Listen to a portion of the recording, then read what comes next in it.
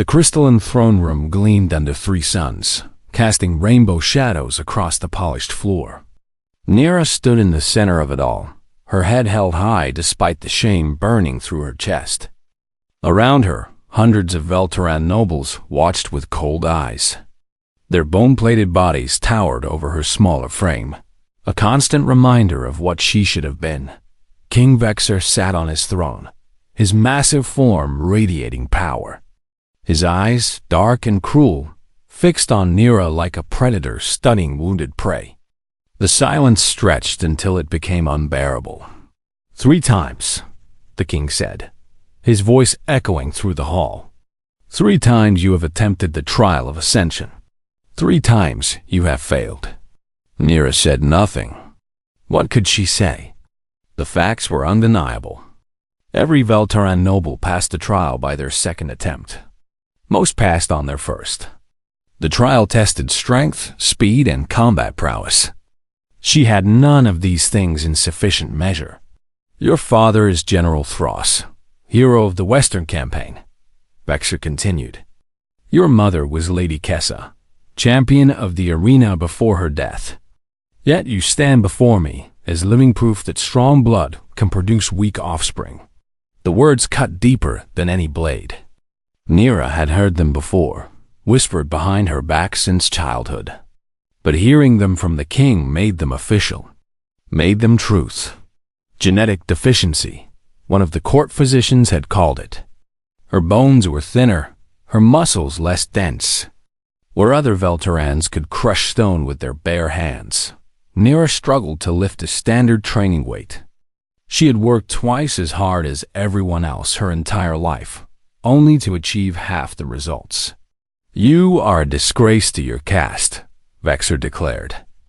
I hereby strip you of your warrior status. You will be sent to the labor districts where your weakness can serve some purpose.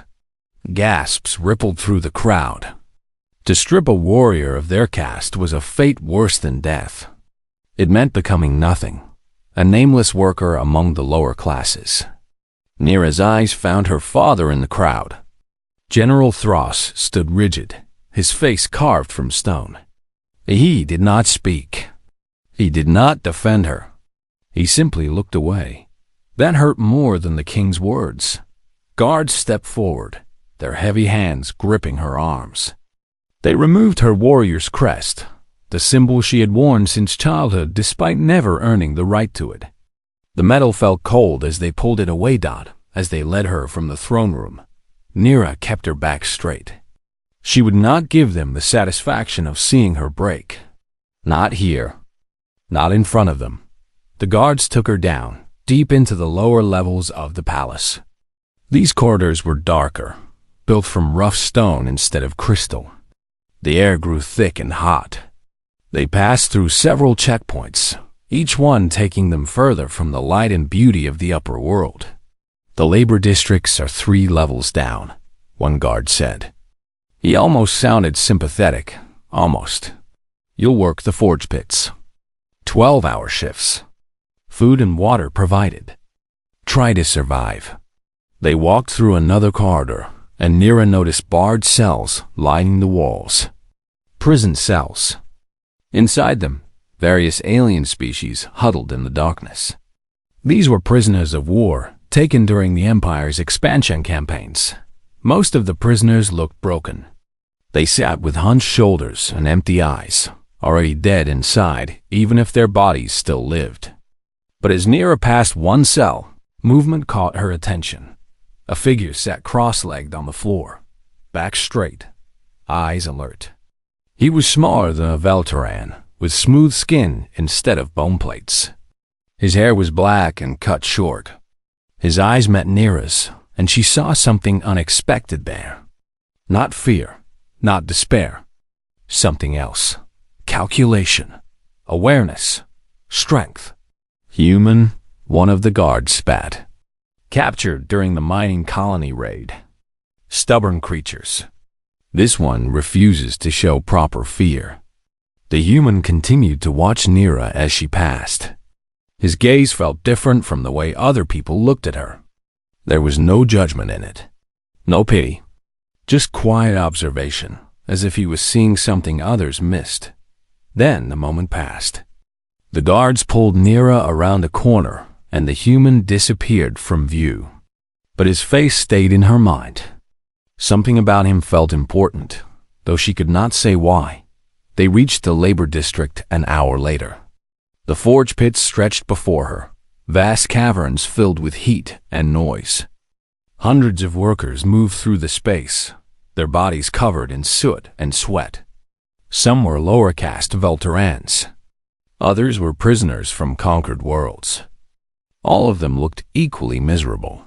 Nira, formerly of warrior caste, a supervisor announced, reading from a data pad. You'll be assigned to ore processing. Report to Station 17. The guards released her and left. Nira stood alone among the workers, no longer a warrior, no longer anything but another body to feed the Empire's endless hunger for resources. The work was brutal. She carried heavy loads of raw ore to the smelting pools, her muscles screaming with each trip. Other workers watched her with curiosity and contempt. Everyone knew who she was. News traveled fast in the lower levels. That's the general's daughter, she heard someone whisper. The weak one. Couldn't even pass the trial. Pathetic. My cousin died in the Western campaign under her father's command. Now look at her. Fitting. Nira ignored them all. She focused on the work, on putting one foot in front of the other, on surviving each moment. That was all she could do now. Survive. Days blurred together. Wake, work, sleep, repeat.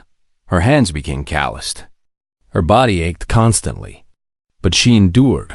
Sometimes, during her rare rest periods, she thought about the human in the cell. Those calm, calculating eyes. That sense of quiet strength despite his chains. She wondered what his story was. Why he had been captured. What his world was like. Humans were rare in the Empire. The Velteran military had tried to invade a human mining colony 3 months ago, expecting easy conquest. Instead, they met fierce resistance. The humans fought with strange tactics, using weapons and strategies the Velterans had never encountered. The invasion succeeded eventually through sheer numbers, but it cost far more than expected. The prisoners brought back told disturbing stories. Humans were physically weak, yes, smaller and more fragile than most species. But they were clever, adaptable. They refused to give up even when defeated. Some Velteran soldiers spoke of them with grudging respect, others with fear. Nira did not know what to think. She only knew that the human she had seen looked more like a warrior than she had ever been, even without armor or weapons. Even locked in a cage as she lay on her thin sleeping mat that night, exhausted and alone, Nira made herself a promise. She would survive this, somehow. She did not know how yet. But she would find a way. In the darkness, she remembered those calm eyes watching her. And for reasons she could not explain, she felt that their paths would cross again. 2 weeks in the forge pits taught Nira what real cruelty looked like. Overseer Grax ruled the labor district with an iron fist and a twisted sense of humor. He was a mid-level officer, too weak for real military service, but too proud to accept it. Taking his anger out on workers seemed to be his only joy. He took particular interest in Nira. The mighty general's daughter, he would say, forcing her to carry double loads while others watched. Show us that warrior blood. Or can't you? Nira endured. She had no choice. Complaining meant punishment. Fighting back meant death. So she kept her head down and worked until her body screamed. But Grax grew bored with simple cruelty. He wanted entertainment. On the 15th day, he gathered all the workers in the main pit. Prisoners and lower caste Veltarans stood together, wondering what fresh horror awaited them. Grax stood on a platform above them, grinning. Today we have special entertainment, he announced. Our disgraced warrior will face a human in combat. If she loses to such a weak creature, she goes to the waste processors. If the human loses, he dies. Either way, we get a good show. Guards dragged a human from the prison cells. He was thin, with kind eyes and nervous hands. He wore the remnants of a maintenance uniform. Not a soldier, a civilian worker. "This is Hajin," Grax said. "An engineer? Soft hands, soft heart. Perfect match for our soft warrior." The crowd laughed. Nira felt sick. This was not about her.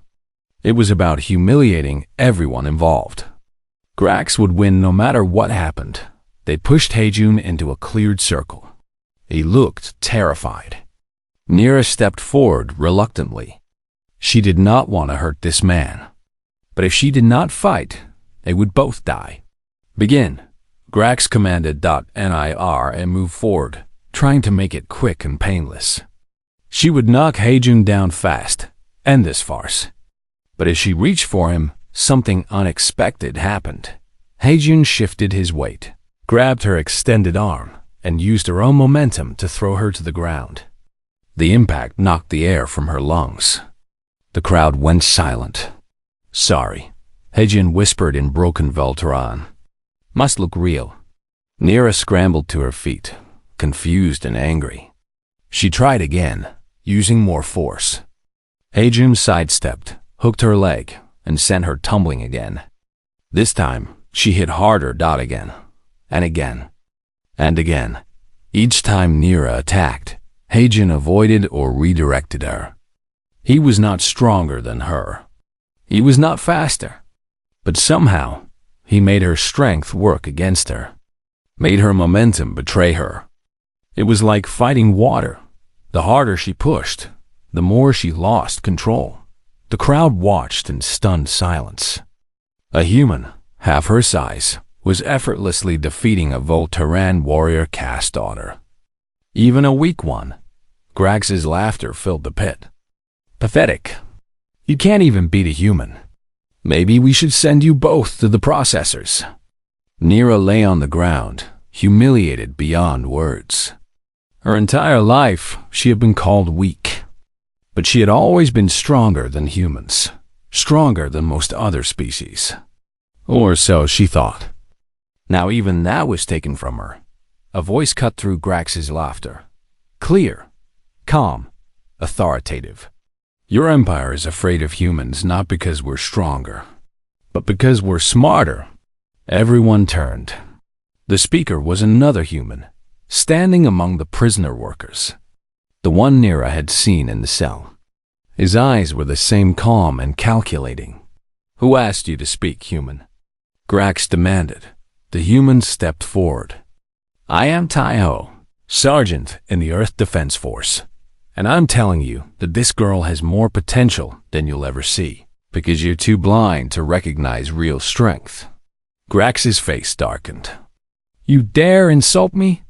"I'm stating facts," Taiho said simply. "Your warrior caste trains in ritual combat. Predictable patterns. All force, no technique. My people learned to fight smarter, not harder. Any human soldier could have done what Hejun just did. Not through strength, through skill. Then you think you're better than us?" Grax's eyes gleamed with malice. "I think your people waste potential," Taiho replied. "This girl could be a real warrior with proper training. But that would require you to admit your methods are flawed." Nira watched this exchange in confusion. Why was this human defending her? What did he gain? Grax smiled slowly. "Interesting. Let's make a wager then. You have 1 month to train this defective waste. At the end, she fights 3 of my personal guards. If she wins all 3 fights, you humans get better quarters and reduced work hours. If she loses," he paused for effect, "you fight in the death arenas." The crowd murmured. The death arenas were where they sent prisoners to die for entertainment. No one survived them. Taiho did not hesitate. "Agreed." "No," Nira said, finding her voice.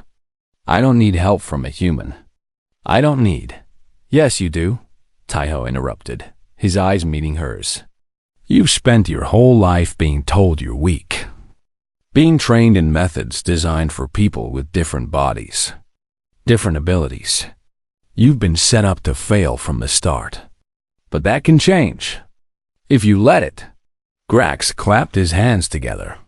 Wonderful. Training begins tomorrow. I'll enjoy watching this failure. The crowd dispersed. Guards returned Heijun to the prison section, but they left Taiho with the workers, apparently amused by the idea of him having time to train Nira during their few rest hours. That evening, Nira found Taiho in a quiet corner of the sleeping quarters. She was angry, confused, and terrified all at once. Why did you do that? She demanded. You just signed your death warrant. I can't win. I've been training my whole life, and I'm still the weakest Velteran alive. No, Taiho said calmly. You've been training wrong your whole life. There's a difference. What are you talking about? Sit down. Let me tell you about Earth. Nira sat despite herself. There was something about his certainty that was hard to ignore. Humans are weak, Taiho began. Compared to almost every predator on our planet, we're soft and slow. No claws, no fangs, no armor. We should have gone extinct, but we didn't. Do you know why? Nira shook her head. Because we learned to fight smart. We studied our enemies, found their weaknesses, developed techniques that turn their advantages into disadvantages. We've spent thousands of years perfecting the art of winning when we should lose. That sounds like philosophy, not combat training, Nira said bitterly. It's both. Taiho leaned forward. You've been trying to fight like them. Like a big, strong Velteran. But you're not. So stop trying. Instead, learn to fight like what you are. Learn to make their strength a weakness. Their size a disadvantage. Their confidence a trap. Is that how Heijun beat me?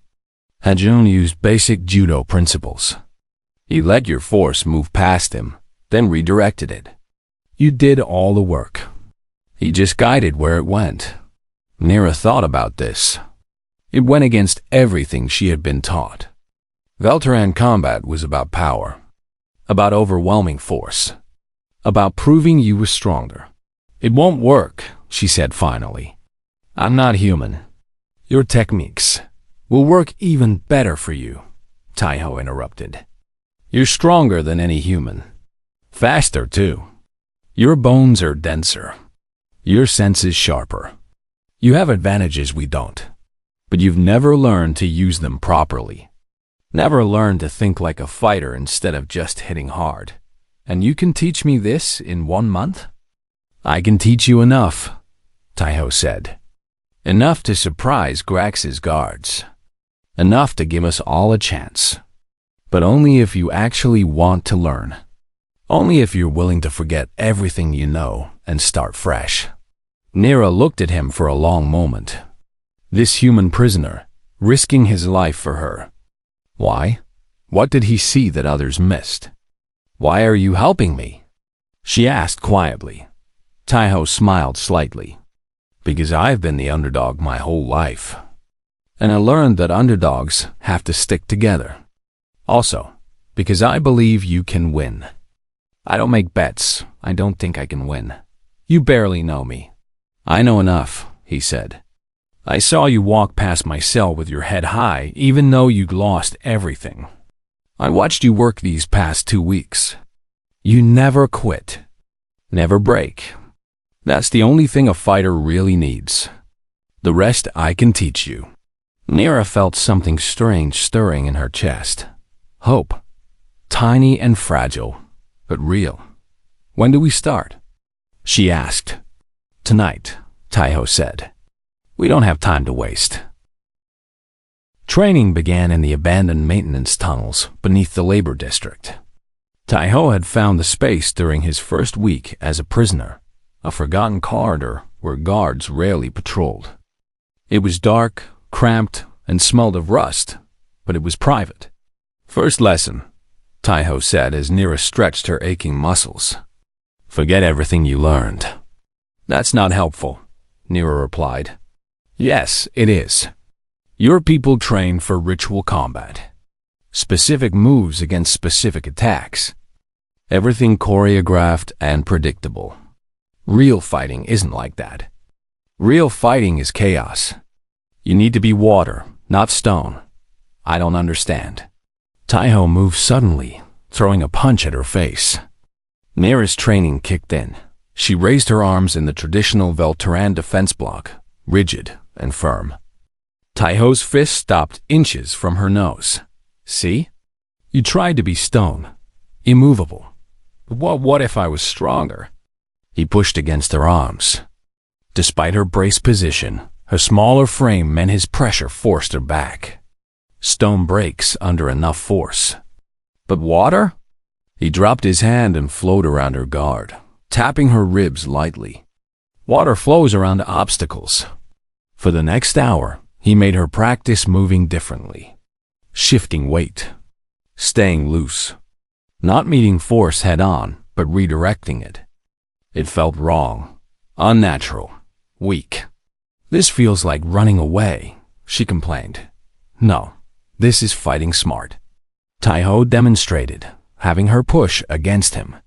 Instead of resisting, he turned, using her momentum to pull her off balance. See? I used your strength against you. The harder you pushed, the easier it was for me. Slowly, painfully, Nira began to understand. Other humans joined the training. Yuna, a medical officer, showed her the vulnerable points on Velteran anatomy that her own people's combat training ignored. Pressure points. Nerve clusters. Places where even light strikes could cause intense pain or temporary paralysis. Your people wear natural armor, Yuna explained, running her finger along Nira's bone plates. So your combat focuses on these armored areas. But armor has gaps, joints, soft tissues. We humans learn to target what hurts, not what looks strong. Jiho, an older man with silver in his black hair, taught her something called Aikido. He moved like water-made flesh, turning attacks into throws, using circular motions that seemed to defy physics. Despite his age and smaller size, Nira could not touch him. You're trying to grab me, he said after throwing her for the 10th time. Don't grab, guide. Feel where my balance is and help it continue to where I don't want it to go. It was like learning a new language. Every instinct she had developed over her lifetime fought against these techniques. But slowly, gradually, her body began to understand what her mind resisted. Heijin helped too, teaching her about leverage and angles. He used engineering principles to explain how a smaller force could move a larger mass with the right mechanical advantage. See this pipe? He positioned a metal bar under a heavy crate. I can't lift this crate. But with this lever and a fulcrum point, I can move it easily. Your body works the same way. Use leverage, not just muscle. Between training sessions, the humans told her stories. Tales of Earth's history. Of wars fought against impossible odds. Of martial arts developed over thousands of years by people trying to survive in a dangerous world. Taiho told her about ancient warriors who studied their enemies for lifetimes, developing techniques specifically to counter larger, stronger opponents. About soldiers who held positions against overwhelming numbers through tactics and terrain. About fighters who won not through strength, but through understanding, patience, and perfect timing. We've been the underdog for our entire existence, he said one night as they rested. Every predator on Earth was stronger than us, faster, better armed by nature. We survived because we thought our way out of problems we couldn't fight our way out of. But you still fight, Nira said. You still went to war. Yes, because sometimes you have to. But we fight differently than your people. We don't charge in hoping our strength wins. We study. We plan. We find advantages others don't see. Is that why the invasion of the mining colony cost so much? Taiho's expression darkened. Your empire expected workers and civilians. Easy prey. What they found were people who refused to give up, who fought with mining equipment and improvised weapons, who turned their knowledge of the mines into tactical advantages. We lost, but we made it expensive. Were you there? Yes, my unit was stationed at the colony for training exercises. When your ships arrived, we held them off for 3 days with 40 soldiers against 3,000. Not because we were stronger, because we knew the terrain and used it. 40 against 3,000? Nira could not believe it. How? Collapsible tunnels, trapped corridors, hit and run tactics. We made them pay for every meter. Eventually, they won through orbital bombardment, but he trailed off, pain in his eyes. Yuna touched his shoulder gently. They killed civilians, women and children who had surrendered. The Valtaran way. Silence filled the tunnel. Nira felt shame burning through her. Her people had done that. Her father's military, the one he commanded, the one she had wanted to join. I'm sorry, she whispered. It's not your fault, Yuna said. You weren't there. You didn't give those orders. But my people are not you. Taiho interrupted firmly. You're not responsible for what others have done. Only for what you choose to do now. Those words stayed with Nira. What would she choose? She had spent her whole life trying to fit into Voltaran society, trying to be what they wanted. And where had it gotten her? The training intensified. Taiho pushed her harder each day, making her repeat movements until her muscles memorized them, making her think through scenarios, plan responses, predict attacks. Combat is like chess, he said during a sparring session. You need to see 3 moves ahead. What will they do? What will you do in response? What will they do then? Always be planning. Always be thinking. She learned to read body language, to spot tells before an attack came, to set traps, feinting one direction to create an opening elsewhere, to use her smaller size as an advantage, getting inside larger opponents' reach where their strength became awkward. Most importantly, she learned to believe in herself. The humans treated her differently than her own people ever had. They did not see her weakness. They saw her potential. When she failed, they encouraged her to try again. When she succeeded, they celebrated. When she doubted, they reminded her of how far she had come. Minho, a young civilian who worked in the forge pits, brought her extra food rations, sacrificing his own nutrition to help her build strength. You're going to win, he said simply. You have to. For all of us. That pressure should have crushed her. Instead, it lifted her up. These people believed in her. These humans, who had every reason to hate all Voltarans, who had lost everything to her people's conquest, chose to help her, chose to teach her, chose to believe. 3 weeks passed. Then 4. Nira's body transformed. Her muscles became leaner, more efficient. Her movements gained fluidity she had never possessed. Her mind sharpened, seeing patterns and opportunities she had been blind to before. But more than her body changed. Something inside her shifted. The girl who had stood in King Vexer's court, ashamed and defeated, was gone.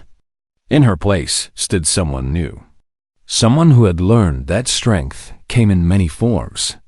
Someone who understood that being underestimated was itself a weapon.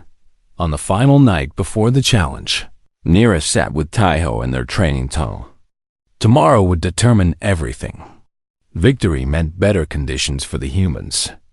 Defeat meant Taiho's death in the arena. Are you ready? He asked. Nira thought about it honestly. I don't know if I can win. That's not what I asked. I asked if you're ready. She understood the distinction. Ready did not mean guaranteed victory. It meant she had done everything possible, learned everything she could. That whatever happened tomorrow, she would face it with everything she had become. "Yes," she said. "I'm ready." Taiho smiled. "Good. Remember everything we taught you. Don't fight their fight. Fight yours. Make them come to you. Use their expectations against them. And most importantly," he met her eyes, "remember you're not fighting for King Vexer or the Velteran warrior caste. You're fighting for yourself, for your own worth. That makes you dangerous." As Nira walked back to her sleeping mat that night, she felt calm. Not confident, but centered. She had spent her whole life trying to be strong by Velteran standards.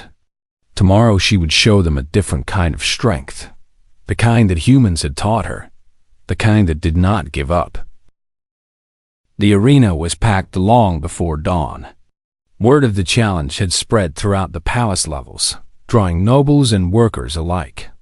Everyone wanted to see the disgrace fail one final time. Entertainment was rare in the labor districts, and this promised to be memorable. Nira stood in the preparation chamber, her body loose and centered. Yuna checked her over one last time, pressing fingers against muscles and joints. "You're in the best shape I've seen from you," Yuna said quietly. "Remember your breathing. Stay calm. Think first, act second." "I will." Taiho entered, followed by Heijun, Jiho, and Minho. The four men looked at her with something she still was not used to seeing: respect, belief. "The guards Grax chose are his best," Taiho said. "Kreth is a brute. All power, no finesse. Slicks is fast and clever. Torax is experienced and patient. They represent three different challenges. How do I beat them?" Nira asked. "By being what they don't expect, what they can't predict. By fighting like a human." A guard opened the door. Time. The humans clasped her shoulders one by one. No words needed. Everything had already been said during training. Nira walked into the arena alone. The noise hit her like a physical wave. Thousands of voices, most jeering and mocking. The arena floor was hard-packed sand, stained dark from previous fights. Above, in the observation deck, King Vexer sat with his court. Her father stood among them, his face unreadable. Overseer Grax stood at the center, grinning widely. Beside him stood three massive Velteran warriors. Each wore light armor and carried no weapons.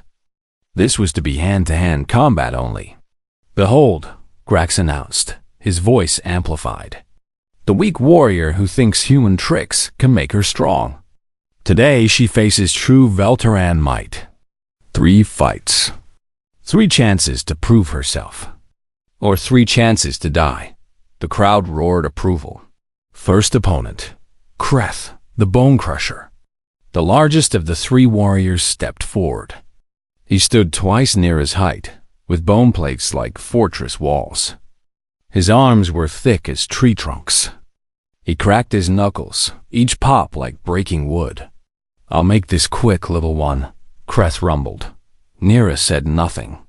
She moved to her starting position, keeping her body loose. In the prisoner section, she could see the humans watching intently. Taiho nodded once. The signal horn blew. Kreth charged immediately, exactly as Taiho had predicted. No patience, no strategy, just overwhelming force. His fist came down like a hammer, fast enough to crush bone. Nira was not there. She flowed sideways, letting the punch pass inches from her face.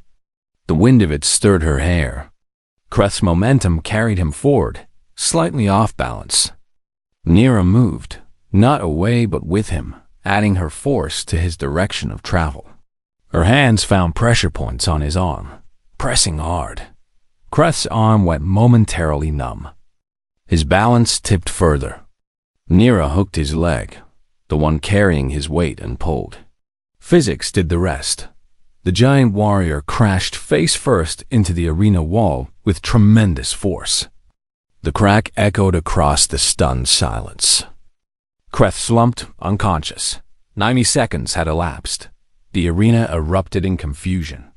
Nobles shouted in disbelief. Workers cheered. Some thought it was a trick, or that Kreth had thrown the fight. But those with trained eyes saw the truth, saw the technique, saw the efficiency. King Vexer leaned forward, suddenly interested. Grax's face had gone pale. Second fight. Slicks the Swift. Slicks approached cautiously. He had watched. He understood now that Nera was not the helpless girl she appeared. He moved lightly on his feet, circling, testing with quick jabs. Nera did not chase him. She stayed centered, watching his patterns. Jiho had taught her patience. Yuna had taught her to read bodies. Every movement told a story. Every hesitation revealed intention. Slicks feinted left, then attacked right. Fast and clever. But Nera had already seen him shift his weight. She was moving before his real attack began, slipping inside his guard where his long reach became a disadvantage. Her elbow struck his nerve cluster precisely. Her foot swept his leg. She used his own speed against him, accelerating his fall rather than fighting it. Slicks hit the ground hard. Before he could recover, Nera had locked his arm in a joint lock Jiho had shown her. One smooth motion. Perfect leverage. Any attempt to escape would break his own arm. Yield, she said quietly. Slicks, trapped and helpless, had no choice. I yield. The crowd's noise changed. Shock gave way to excitement. This was not the slaughter they expected. This was a real fight. Some began to cheer for Nir, A.2 down. Grax looked desperate now. His final guard was his best, but if she won this fight, he would be humiliated. The humans would gain their promised reward. Everything would change. Torax the Unbreakable. His voice cracked slightly. Torax was different from the others. Older, scarred, with eyes that missed nothing. He had been a real soldier once, fought in actual wars. He watched Nera with the same calculating gaze Taiho used. He was not going to make the mistakes the others had. The horn blew. Torax did not charge. He moved carefully, professionally, keeping his balance centered. He attacked in controlled combinations, testing her defense. Probing for weaknesses. This was the fight Taiho had warned her about. The fight where technique met experience. Where she had to prove she had truly learned, not just memorized moves. They exchanged strikes and blocks, each testing the other. The fight extended, became a chess match with bodies. Every opening Nera created, Torax was ready for. Every trap he set, she saw in time to avoid. Minutes passed. 5, then 10. The crowd fell silent, mesmerized by the technical display. This was combat at its highest level. But Nera's genetic weakness began to show. Her smaller body had less stamina. Her muscles started to burn, to slow. Torax recognized it. He smiled slightly, began to push harder. He was going to grind her down. Wait for her to collapse. I felt desperation creeping in. Her body was failing. The thing she had feared her whole life was happening. She was not strong enough. Not enough stamina. Not enough. From the prisoner section, Taiho's voice cut through the arena. Warriors aren't born strong. They're forged through adversity. The words hit Nera like lightning. She had spent her whole life trying to be strong by their standards, trying to overcome her weakness through traditional means. But that was not the lesson. That was not what the humans had taught her. They had taught her to use her weakness, to make it strength.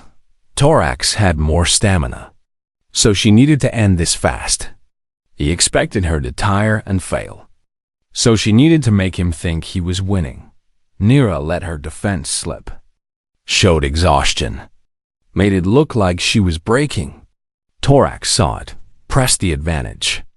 He committed to a powerful combination, certain he had her, but it was a trap. Nira had saved her last reserves for this moment. As Torax lunged forward with full force, she dropped low, so low he could not adjust in time. Her shoulder drove into his knee not with strength, but with precise timing at the joint's most vulnerable angle. The knee bent wrong. Torax's balance shattered. As he fell, Nira rolled beneath him, using his greater mass against him. She came up behind, arm locked around his throat, not crushing, but finding the exact pressure point Yuna had shown her. Torax struggled, but the position was perfect. Every movement cost him oxygen. Every second weakened him. Nira's smaller size meant she could hold this position far longer than he could fight it. His struggle slowed, stopped. He tapped her arm 3 times. The surrender signal. Nira released him and stood. Her whole body shook with exhaustion. But she was standing. Torax remained on his knees, gasping for breath. He looked up at her and did something no one expected. He nodded, respect clear in his eyes. The arena exploded with sound. Half the crowd cheered wildly. Half screamed in outrage. Nobles shouted at each other. Workers chanted Nira's name. In the observation deck, General Thras stood. For the first time in weeks, his face showed emotion. Pride. King Vexor's expression was unreadable. Grax looked like he had swallowed poison, but Nira only looked at the prisoner section, where 4 humans were embracing each other, tears on their faces. She had done it. Against every expectation, every prediction, she had won. Not by being strong in the way her people defined it, but by being something they had never taught her to be, a true warrior. The throne room felt different the second time Nira stood in it. Or perhaps she was the one who had changed. The nobles whispered among themselves, their earlier mockery replaced with confusion and grudging interest. Some looked at her with hostility, others with curiosity, a few with something that might have been respect. King Vexor sat on his throne, studying her with cold calculation. The victory in the arena had been impossible to ignore, and Velteran law was absolute. Grax had made a formal wager. Nira had won. The humans would receive their promised reward, but the king could not let it end there.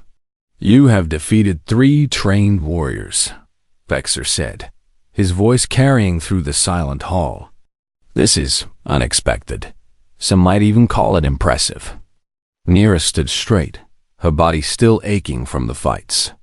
She said nothing, waiting. However, Vexor continued, there are questions about your methods. You fought using alien techniques, human tricks. Some say this brings dishonor to the Veltaren way of combat. Some say, Nira replied carefully, that winning brings honor. Or have the rules changed? A ripple of surprise moved through the court. The disgraced warrior was speaking back to the king. Vexor's eyes narrowed. You have a choice before you. Denounce your human teachers. Admit that their ways are inferior to ours, meant only as entertainment or desperate measures. Return to the warrior caste with a new understanding of proper Velteran strength. He paused, letting the offer sink in. Or, he continued, voice hardening, remain in disgrace. Cling to these alien methods. Accept permanent exile from Velteran society. Choose the humans over your own people. The choice was designed to be impossible. Accept his version of reality and regain everything she had lost. Or lose everything forever for the sake of principle. Before Nira could respond, another voice spoke from the noble section. I request permission to speak, my king. General Thras stepped forward. Every eye turned to him. Nira's heart clenched. Her father, who had remained silent during her first disgrace, was speaking now. Speak, Vexor commanded. I have watched the recordings of my daughter's training, Thras said. His voice was steady, but Nira could hear emotion beneath it. I have watched her fights, and I have realized something that brings me shame. He turned to face Nira directly. I failed you, he said simply. As a father and as a teacher, I saw your weakness and tried to make you fit into a mold you were never designed for. I should have helped you find your own path. Instead, I let others define you. Let them break you. For that, I ask your forgiveness. Nira felt tears threatening but forced them back. Not here, not now. Thras turned back to the king. My daughter did not win through tricks or dishonor. She won through adaptation, through intelligence, through the refusal to accept defeat. These are warrior qualities, perhaps more pure than ritual combat that anyone can memorize. You would defend human methods? Vexor asked dangerously. I would defend what works, Thras replied. The invasion of the human mining colony should have been simple. Instead, it cost us thousands of soldiers. Why? Because the humans fought differently than we expected. They adapted. They used terrain and tactics we did not anticipate. We won through numbers, not superiority. Murmurs spread through the court. Thras was saying things few dared to voice. If we continue to believe we are superior simply because we are strong, Thras continued, we will eventually face an enemy that defeats us through being smarter. My daughter proved this today. She was weaker, but she won. King Vexor's expression darkened. You speak dangerously, General. I speak truth, my king. A truth we need to hear. The king stood, and everyone fell silent. His massive form radiated power and barely controlled rage. He looked at Nira, then at Thras, then across his assembled court. The general forgets his place, Vexor said coldly, and his daughter has made her choice clear through her silence. She will not denounce the humans. She embraces their inferior ways. Very well. He raised his hand in formal pronouncement. Nira, daughter of Thras, you are hereby exiled from Velteran society. You may never return to any world under our control. You are dead to us. The words fell like hammer blows, final, absolute. However, Vexor continued, and a cruel smile touched his lips. I am not without mercy. Since you love the humans so much, you may join them. I hereby grant freedom to all human prisoners currently held in this palace. Gasps rippled through the court. Grax looked stricken. Regres. Lutus. Let them go, Vexor said. Cast them out with this traitor. Let them try to reach human space with no ship, no supplies, no hope. Let the void take them all. It will be a more fitting end than execution. Nira understood immediately. This was not mercy. This was murder with extra steps. They would be dumped on some desolate world or set adrift in space. The king would keep his hands clean while ensuring they all died slowly. We accept, Nira said clearly. Vexor looked surprised. He had expected fear, pleading, perhaps a last-minute reversal. Not acceptance. You accept death? He asked. I accept freedom, Nira replied. And a chance. That's more than you ever gave me. For a moment, something flickered in the king's eyes. Then it was gone. Take them, he commanded the guards. Give them the old transport in Base 7. Minimal supplies. Enough fuel to reach the border of our space. After that, he waved dismissively. The universe will decide their fate. Guards escorted Nira from the throne room. This time, she did not feel shame. She felt something else. Liberation. They brought her to the prison section where the humans waited. Taiho, Hajin, Yuna, Jiho, Minho, and dozens of others. All of them were being released, just as the king had ordered. Is this a trick? Hajin whispered nervously. No, Taiho said quietly. It's exile. He's throwing us out to die, but He looked at Nira and smiled. He's underestimating us, again. They were taken to Docking Bay 7. The transport was ancient, barely functional. Its hull was scarred and patched. The engines wheezed. It looked like it might fall apart before leaving atmosphere, but it was a ship.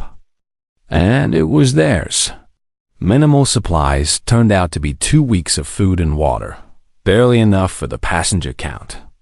The fuel cells were old and inefficient. Navigation systems were failing.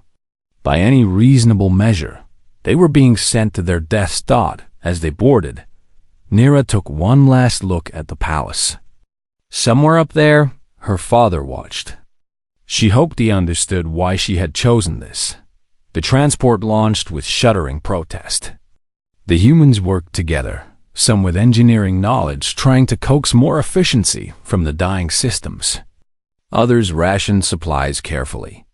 Everyone worked on navigation, plotting the most efficient route to human space. Nira sat with Taiho in the command section, watching the stars. "Where exactly are we going?" she asked. "There's a human outpost 3 weeks away," Taiho said. "If we can make the fuel stretch, if nothing breaks catastrophically, if we're very lucky, we might make it. And if we don't, then we die together," Taiho said simply. "Free, not as prisoners, not as disgraces, as warriors who chose their own path." The journey was brutal. Systems failed. Supplies ran lower than planned. They had to go on half rations, then quarter rations. The ship's life support began to fail. They took turns in the few functioning sleep pods to conserve oxygen, but they worked together. Human engineers fixed what could be fixed.